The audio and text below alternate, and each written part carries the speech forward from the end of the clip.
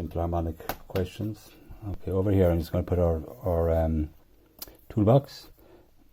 So Hooke's law in your tables, simple harmonic motion in your tables, periodic time in your tables, and crucially this guy in your head. Make sure you have that one as well. Okay. Right, you know them all anyway. That's the bottom line. Right, so first one, a stretched string obeys Hooke's law. When a small sphere of mass 300 grams is attached to a spring of length 200 millimeters, its length increases to 285. So definitely in these scenarios, I'd always sketch. Okay, and this has gone out to 285. So that's clearly 0.85, 0.085 of a meter. And this is 0.2 of a meter. Okay. The mass is 300 grams. Now remember, at all times you have to compare, so it's 300 grams or 0.3 of a kilograms. At all times you're asking yourself, am I using mass or am I using weight? Okay, so we can get the weight of that, we know, by multiplying by 9.8. That should be given to you at all times. Okay, in any question, the acceleration of gravity is 9.8. Okay, so you're using the formula F is equal to minus Ks. Either before or part of it, you need to change this mass to weight. Okay, the force applied is the weight, so it's 0.3 multiplied by 9.8. Certainly, you can put that in straight away like that. Okay, equals, we don't know the spring constant, and we're told the displacement, and we know the displacement is 0.085. Okay, so we have 0.3 multiplied by 9.8, so tidy it up first. So we have 2.94 equals K times 0.085. We're not worried about the minus, remember. Okay, and we end up getting a value of 34.59 newtons per meter.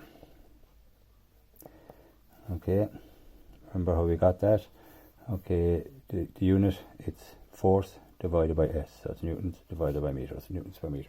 It would take that many newtons to extend that spring by 1 meter if the spring could take that. Okay, the sphere is then pulled down and the length of the spring is 310 millimeters. Okay, so we're now gone to a situation, it was down to there, and we've now pulled it down to 310. So it was at 0.285.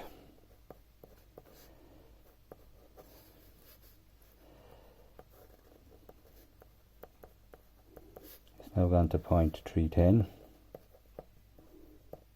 So clearly the new extension, and this is a new S, is 0.015, 0.025.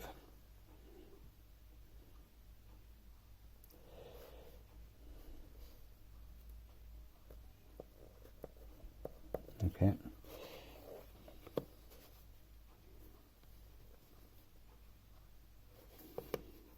Okay, so now let's read what we're asked to do. Derive the relation between the acceleration of the sphere and its displacement at a fixed point. So this is the proof in this part. So F is equal to mFA, F is equal to minus Ks, Newton's second law and Hooke's law. Equate them,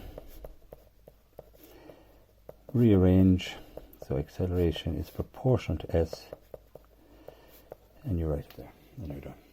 Okay. Why does the sphere oscillate with simple harmonic motion? Because its acceleration is proportional to its displacement, or you could say that in words. Calculate the period of oscillation of the sphere. Okay, now to get the period of oscillation of the sphere, you're clearly using T is equal to 2 pi over omega. Looking for T, we don't have omega, but we have it here. Okay, now we've effectively proven it here, but you know it anyhow. So you're going to get omega squared is equal to K over M first to get omega. Okay, so K we've got is 34.59.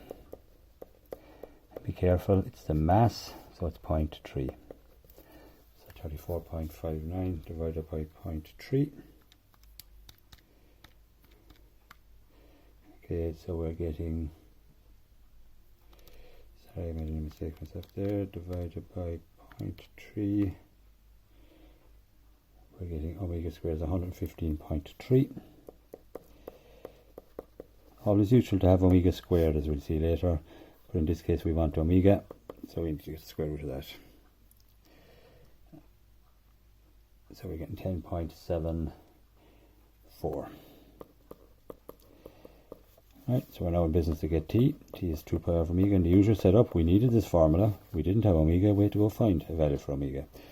So it's 2 by 2 multiplied by pi divided by 10.74. So I should put that in. Okay, so we're getting 0.59. Okay, so we're going to fill it in. Always show your work. And we're getting 0.59 of a second. The maximum acceleration of the sphere